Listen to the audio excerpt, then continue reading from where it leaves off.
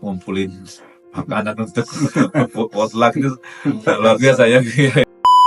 Saya sangat terkesan sekali dengan semangat dalam menuntut ilmu. Jika dibandingkan dengan negeri mayoritas, lebih mudah untuk mencari ilmu di sini. Masya Allah, luar biasa perlu perjuangan untuk bisa meraihnya. Assalamualaikum warahmatullahi wabarakatuh. Alhamdulillah hari ini kita di Montreal kedatangan tamu spesial yang insya Allah sudah tidak asing lagi, yaitu Ustadz Hartanto Saryono LC Al-Hafiz yang merupakan juga founder dari Rumah Tajwid Indonesia. Beliau hadir untuk kedua kalinya di Kanada setelah sebelumnya berdakwah juga di Amerika Serikat. Sebelum kita mulai, kami persilakan Ketua Syar Montreal untuk menyampaikan sepatah dua kata. Assalamualaikum warahmatullahi wabarakatuh. Alhamdulillah hari ini Syar Montreal kedatangan tamu spesial, dan ini kedua kalinya tadi ya. Alhamdulillah kita kedatangan Ustadz Hartanto dari Rumah Tajwid Indonesia.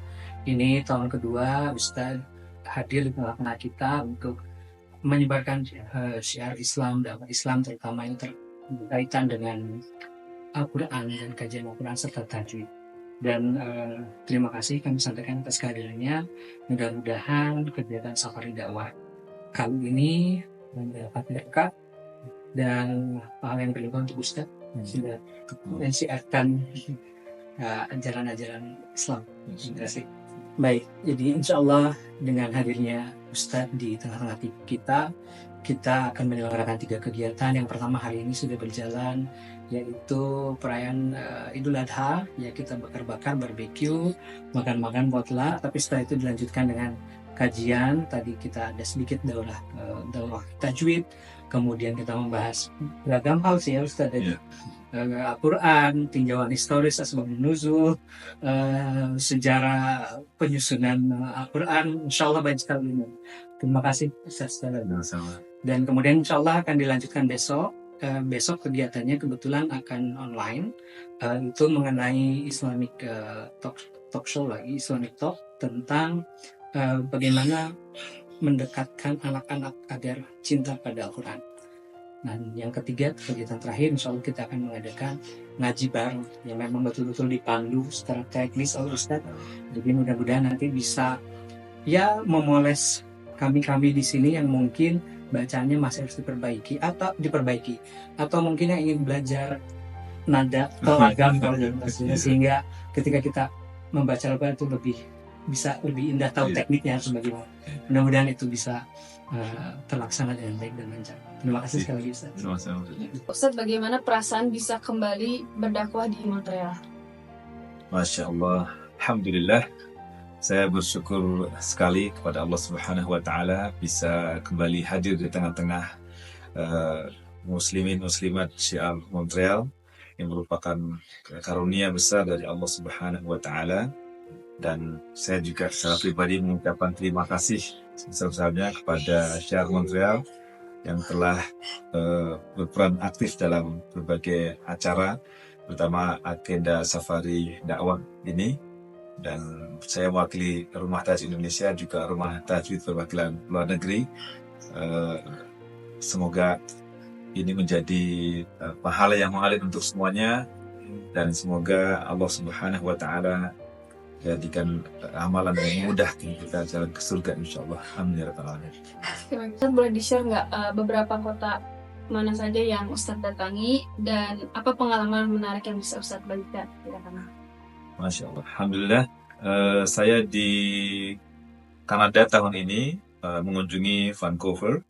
Setelah dari Vancouver saya ke Calgary, dari Calgary ke Edmonton, dan hari ini tiba di Montreal. Setelah dari Montreal, insya Allah saya akan ke Toronto dan masih berjalan yang lain.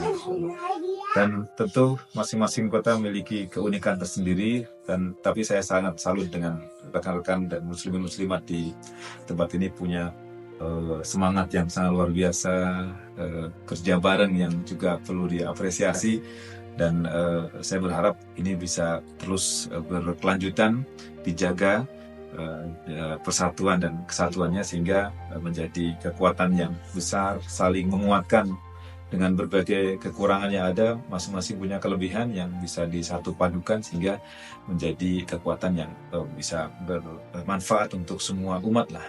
Dan saya sangat terkesan sekali dengan semangat dalam menuntut ilmu muslimin muslimat, bahkan datang dari jarak yang jauh, misalnya driving misalnya, segala macam itu upaya yang tidak ringan jika dibandingkan dengan negeri mayoritas. Lebih mudah untuk mencari ilmu di sini, Masya Allah luar biasa, perlu perjuangan untuk bisa meraihnya. Juga hal yang lain juga mungkin semangat untuk berbagi dalam hal ya, ngumpulin makanan untuk potluck itu luar biasa ya. Ada kesan tersendiri bagaimana di negeri yang jauh makanannya makanan Indonesia. Semoga menjadi kebiasaan positif yang terus dilanjutkan insyaallah. Masya Allah. Apa pesan Ustaz untuk keluarga muslim di luar negeri agar bisa menanamkan kecintaan terhadap Al-Quran kepada anak-anak mereka, dan juga pesan bagi kami untuk yang tinggal di minoritas country? Baik, pesan pertama, teruslah untuk selalu menuntut ilmu, belajar dari berbagai guru kita semuanya, sehingga lebih banyak, lebih luas lagi wawasan dan keilmuan yang kita bisa kuasai. Juga mungkin perlu perhatian lebih khusus lagi untuk generasi penerus kita semuanya, sehingga tidak terputus hanya kita saja yang menikmati Al-Quran, menikmati agama ini, dengan harapan kalau kita punya generasi penerus, maka pahala yang kita telah contohkan kebaikan itu pada mereka tetap dilanjutkan kembali, sehingga pahala itu ngalir terus kepada kita semuanya.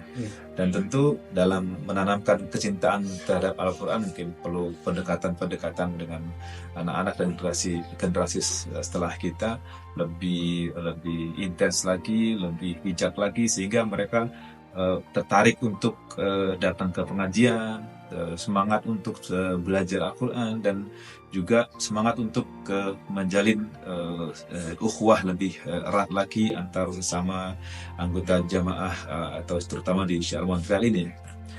Lalu untuk jamaah semuanya yang berada di negeri minoritas ini, tentu hal yang sangat penting sekali bagaimana menjaga ukhuwah ya. Jadi kadang sudah minoritas tapi terpecah belah, itu problem yang sangat luar biasa, sehingga kita harus ada sikap saling mengenal lebih erat lagi, juga saling memahami.